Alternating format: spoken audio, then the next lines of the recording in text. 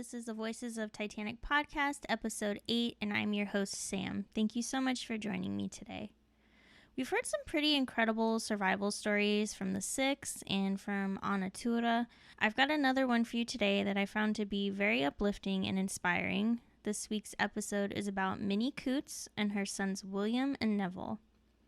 Minnie Coutts was born Minnie Traynor in 1876 in Dona, Monaghan, Ireland. I couldn't find much information on Dona, but the county of Monaghan has existed since 1585. Following the Irish War of Independence, Monaghan was one of 3 Ulster counties to join the Irish Free State. It had a population of 65,000 in 2022. People used to mine lead in the county, and it was a location of intensive farming. Monaghan County has numerous forests and ancient burial sites. Today, the county is the main source of egg supplies in the Republic of Ireland. Little is known about Minnie's early life, but she married William Coutts from Haddington, Scotland in the spring of 1902 in Medway, Kent, England. William was a former infantry soldier turned gold and silver engraver. Young William Coutts, known as Willie, was born on September 16, 1902 in Kent, England, while son Neville Leslie was born on October 23, 1908 in Wiltshire, Salisbury. In the 1911 census, the couple lived in Islington, England at 5 Knox Buildings, Caledonian Estate, Caledonian Road. In September of 1911, William immigrated first to Montreal, Quebec, Canada. On September 22nd, he departed Montreal and arrived in Alberg, Vermont on September 23, 1911. Finding work as a jeweler's engraver in Brooklyn, New York, William was able to send enough money home to Minnie and the children to purchase second-class tickets aboard the Titanic in 1912. At this time, Minnie was 36 years old, Willie was 9, and Neville was 3. Her granddaughter later recalled that, as an Irish woman, Minnie wanted to save money for their new home, so she bought third-class tickets instead, ticket number 37671. Her granddaughter also described how Minnie thought that the accommodations and the food and steerage were much nicer than those on other liners. Little else is said about Minnie and the children's experiences on the ship, but we have a pretty good description of their nights on April 14th and 15th, 1912. Minnie was asleep in her bed and had only felt a slight shock when the ship crashed into the iceberg. She stayed in bed for 15 minutes until she heard other passengers in the hallway inquiring what had happened. Stewards assured passengers that there was nothing to worry about and that the ship would be on her way soon. Minnie decided to step into the hallway and was surprised to find that other third-class passengers were heading for the open deck at the stern while carrying their possessions. Once she found the hallways empty again, she returned to their room and waited. She sat anxiously, and she did want answers, but she couldn't leave her boys alone asleep in their beds. She waited for almost an hour to hear some sort of instructions. When she finally received the orders to put on life belts, she came across a new problem. There were only 2 in their cabin. She found out that other passengers didn't have enough life belts as well, and she stopped a crewman to ask him about the lack of life belts, and he told her there were no more. She continued to ask around numerous people. At one point, she finally came across a crewman who told her to follow him after she explained their situation to him. Navigating a maze of corridors, they finally arrived at the man's quarters. He took his own life belt from the room and fastened it to her. He said, "There, if the boat goes down, you'll remember me." Multiple other sources have said that he also asked her to pray for him if the ship went down. In an interview shortly after the sinking, Minnie said, quote, "I don't know his name, but I shall never forget him. There were other brave men on board the Titanic, for I saw them helping women into the lifeboats as our boat pulled away. After kissing those they helped into the boats, the men stepped back and did everything they could to load the boats quickly." When Minnie asked if they were really in danger, he answered yes and gave her directions to the boat deck. Minnie, Willie, and Neville followed his directions, headed to the boat deck until yet another obstacle faced her and her family. The door she was supposed to take to the deck was locked, and she and her boys were now lost in the biggest ship in the world. Little William was terrified and on the verge of crying. She made him promise that if she were to die that night, that he would take care of his little brother. Thankfully, another crewman came across the family and showed them another path to the boats. According to Lynch in an illustrated history, Minnie Coutts and her children were incredibly lucky. They had to traverse multiple first, second, and third class corridors to get to their destination.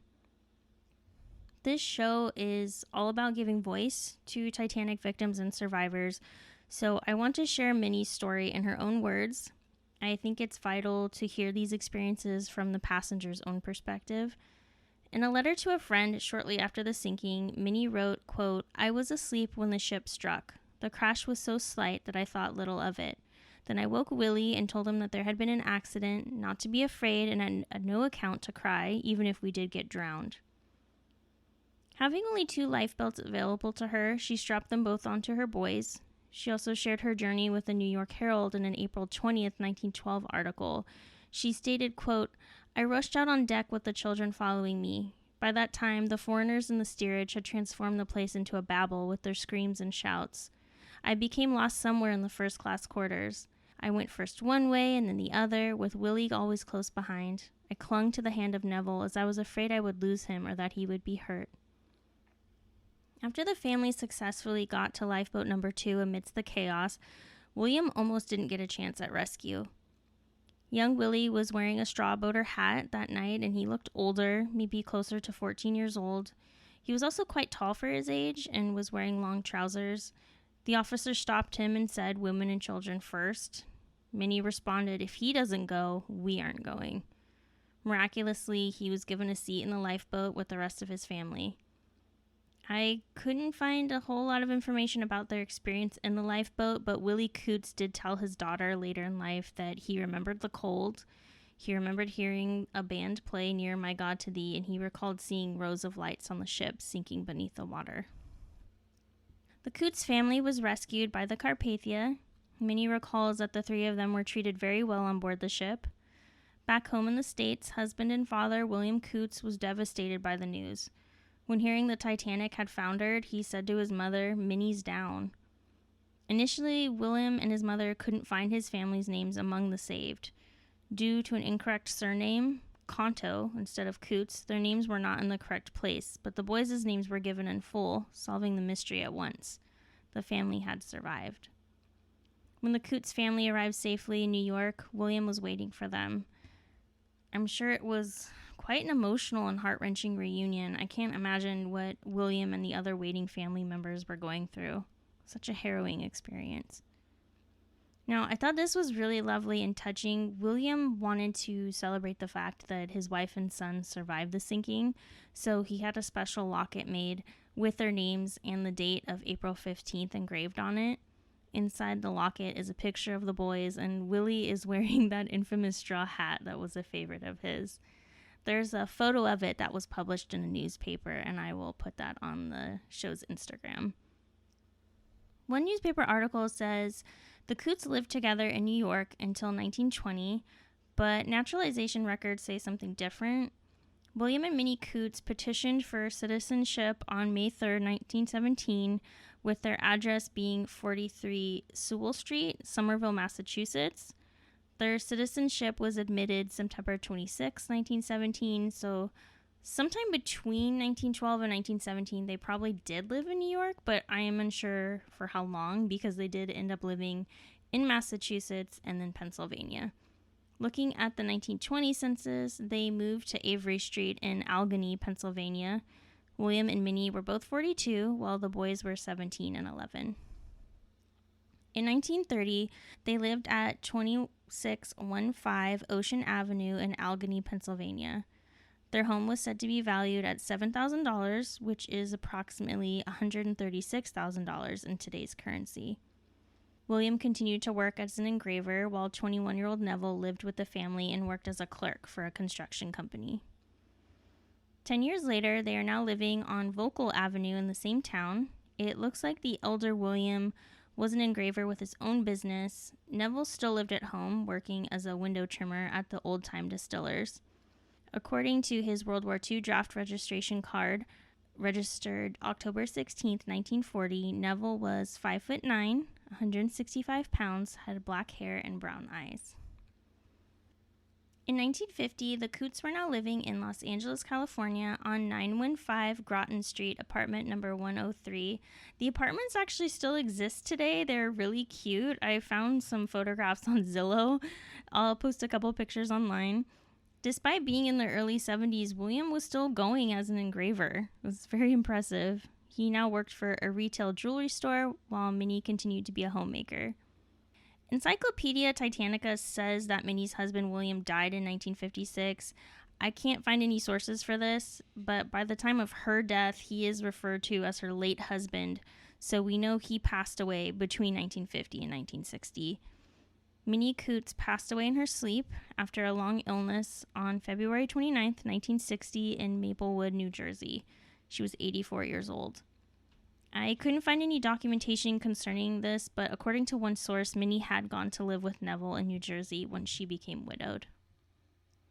Let's circle back to the Coutts' sons. On August 27, 1929, young William Coutts married Alma Eiford in Brook, West Virginia. In 1930, he and his wife lived on Vocal Avenue in Pennsylvania. He worked as a professional musician for an orchestra. According to the Pittsburgh Post-Gazette, at one point he played guitar and banjo at the William Penn Theater and offered music lessons. In 1940, he was still working as a musician. They now lived on Seppington Street and had two daughters, Faye, 10 years old, born in 1930, and Barbara, 8 years old, born in 1932. On his World War II registration card, dated February 16, 1942, it states that William worked for the Federated Teachers Service Corporation. The family lived at North Lexington Avenue in Pittsburgh. He was described as having blonde hair, blue eyes, weighing 190 pounds, and standing at 5 feet 10 inches tall. In 1950, at the age of 48, William was working as an officer manager for a loan company. Their 18 and 20-year-old daughters still lived at home with them. His wife worked as a telephone operator. Daughter Barbara was a page at a commercial bank, and daughter Faye was a bookkeeper at a bank as well. I'm wondering if the daughters worked for the same company, but I was unable to confirm that. On Christmas Day, 1957, William Coutts passed away at the age of 55. Police sadly found William's body at 11:31 p.m. between two houses in the 100 block of South Water Street. His death was attributed to natural causes. He was actually in a newspaper article in the Pittsburgh Sun-Telegraph published on April 14, 1956, where he is lying in a hospital bed as a patient, and he's reading A Night to Remember by Walter Lord, which was published in 1955. It's a fantastic book. Highly, highly recommend it. Many years later, a newspaper article from 1998 said he had died of a heart attack. His body was removed to Sampson Funeral Home with services held that Saturday. He was buried at Sunset View Cemetery in Pittsburgh. William was survived by his mother, Minnie, and his daughters. He joined his wife, who passed away on August 19, 1956. Unlike Minnie Coutts, who was too traumatized to discuss the Titanic disaster at length, William's daughter Barbara recalled that her father was an outgoing person who loved every minute of talking about it. He really enjoyed telling the story to his two daughters, and she said if her father had seen the 1997 movie, he would have loved it and all of the attention that came with it. Barbara had seen the movie twice at the time of the interview and felt that Leonardo DiCaprio actually reminded her of her father. She stated, quote, "I was surprised how much the movie affected me. Leonardo DiCaprio reminded me of my father because he was so thin and fair. It made me cry." Barbara and her family have always been involved in Titanic projects. She held many lectures for interested groups and attended events such as an April 14th dining experience recreating the first-class menu. Barbara gave that very special locket that William Sr. had made for Minnie and their sons to her daughter, Leslie, who was named after Barbara's uncle, Neville Leslie. Barbara Carruth Babbs died at 92 after a short illness on February 3, 2025. She was survived by her husband of 67 years, Chris, their daughter Leslie and son Kurt, and granddaughter Elisabetta. It was said that Babbs loved music and enjoyed singing. She had been a choir member as recently as December of 2024 before her death. William's other daughter, Faye Coutts Bletner, moved to Germany with her husband in the 1950s while he was in the military. They traveled throughout Europe and made the most of the German culture and language. They later moved to North Carolina, where they made their permanent home. She wrote a letter in 1985 to U.S. Representative Walter Jones about her father's experience. Jones was sponsoring a bill at the time to designate the Titanic as a maritime memorial under an international agreement. She was also said to have enjoyed sharing her father's story with others when the movie Titanic was released. Faye passed away on November 8, 2016, surrounded by family. Her obituary states that she was all about her family. She was a generous and thoughtful person who always thought of others. She was preceded in death by her parents, William and Alma, her husband PH, known as Bull, and sadly her son Eric and her grandson Zachary. I tried to find causes of death, especially for her grandson, but I was unable to get any information. Faye was survived by her daughters Pam, Valerie, and Kim, her grandchildren Doug and Adam, and her great-granddaughter Reese, her sister Barbara, her niece, nephew, and grandniece. Now, Neville Leslie Coutts, he married a Pennsylvania woman named Edna Jordan on July 18, 1941. By 1950, the married couple were living in Snohomish, Washington State at Malkilto Road. His occupation was that of a salesman at a retail grocer. His wife also worked as a sales clerk at a retail store. They lived with Edna's elderly 72-year-old mother, Annie Jordan. In 1958, Neville attended the premiere of A Night to Remember in Manhattan with about a dozen or so other survivors. They have a photo of this event that I had never actually seen before, and I'll share it with you all. It's really neat to look at. Neville, being so young at the time of the sinking at 3 years old, has very hazy memories about the incident. But hearing stories from his mother and his brother made the sinking all the more important to him. His family story really drove home the fact that he may very well have become brotherless that night. I couldn't find any other information about Neville's life, but Neville passed away on March 29, 1977, in Plantation, Monroe County, Florida. He was 68 years old, and it appears he and his wife had no children. Minnie Coutts and the rescue of her boys was quite miraculous.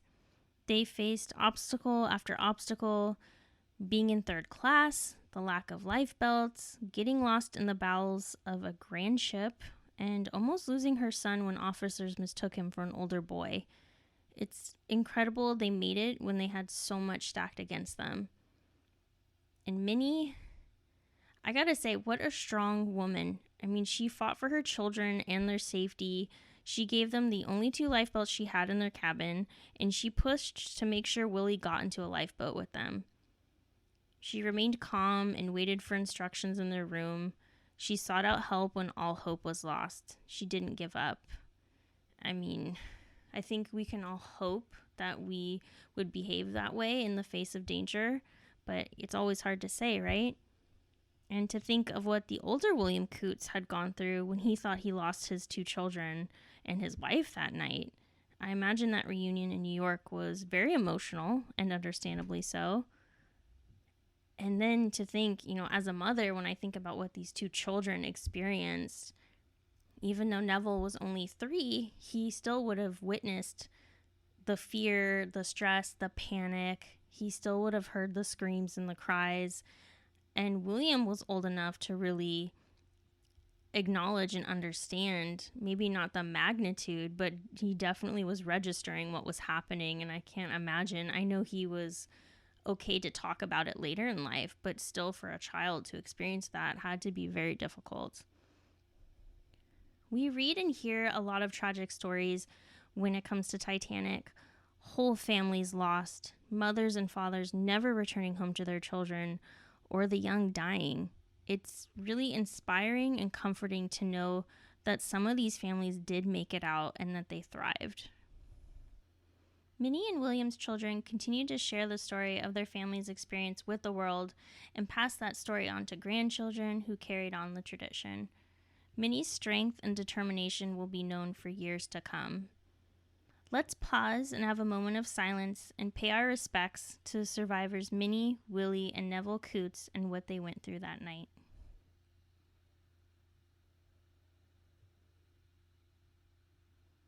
Thank you, crew, for joining me in today's episode. As we disembark, I wish you happiness, love, and peace. Take care, and I'll see you next time on the Voices of Titanic.